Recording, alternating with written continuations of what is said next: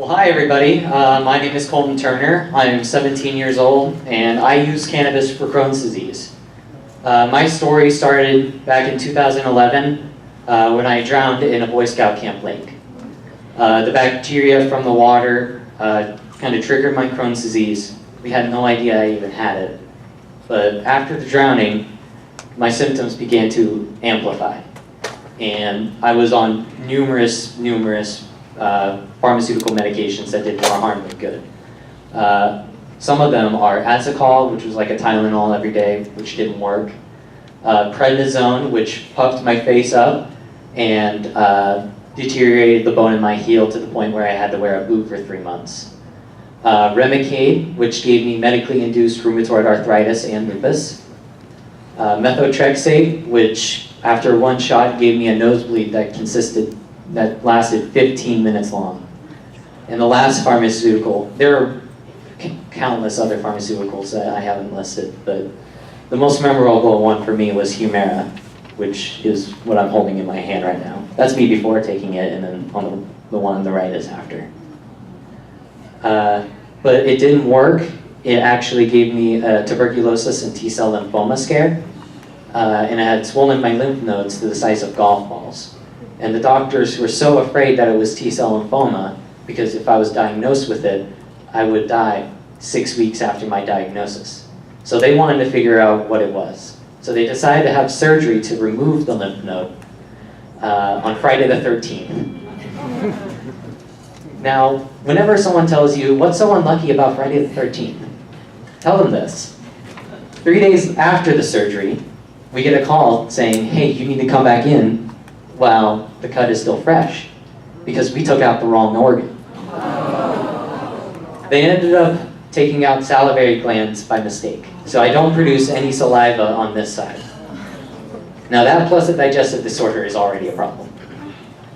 But afterwards, I left the Humira and I was faced with 3 options. I was already so sick that I was in a wheelchair. I had no energy to do anything. I was in constant pain. I was in failure to thrive. I was shorter than my sister, who was 2 years younger than me. And we were faced with 3 options. One, Cimzia, which was another pharmaceutical like Humira. But before I even decided to take it, I wanted to do a little research myself.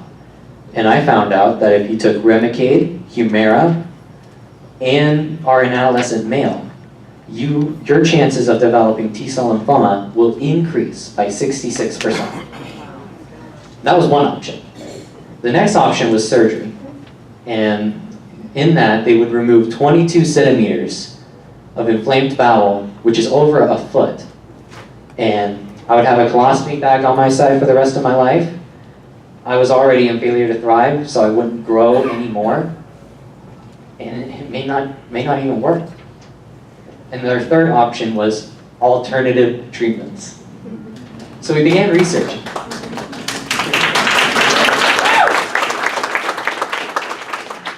And we began our research in Israel. And we found a study that said 9 out of 11 cannabis users that have Crohn's disease have gained remission, and the other 2 have gained symptom relief.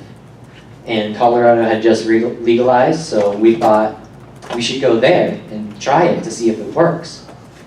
Now, me and my dad, we were the only ones that left. We left my mom, my brother, my sister, and 5 generations of family behind. We traveled from southern Illinois all the way to Colorado Springs. Just me and my dad with nothing but a suitcase full of clothes and a handful of cash. Now when we got there, there was no Crohn's patients taking cannabis, not even adolescents using it. So we didn't know where to go, we didn't know what to do. So we went to a recreational dispensary, and we bought flour, and we made brownies in our hotel room.